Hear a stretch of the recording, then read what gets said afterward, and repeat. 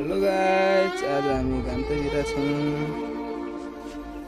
मेरो चल्लालाई अस्ति बिरालोले खाइदिएर बिरालोले लगेर घाँटी सबै गाडे फुट्दा पनि तर बाँचिरहेको चल्ला यस्तो भइरहेछ। अब घाउ कहाँ छ भने हेर्नुहुन्छ भने यहाँ हेर्नुहोस्, अब यसको यहाँ छ। आइज त्यहाँ कहाँबाट त्यहाँ गाड पल परेर पनि बाँचिरहेछ, तर पनि यस्तो छ। तगडा छ कुखुरो चाहिँ गाइस। गाड चाहिँ सबै पल परेर दुलो देखिरहेछ। दुलो देख्यो, दुलो त्यहाँ हेर्न, दुलो देखिरहेछ यस्तरी।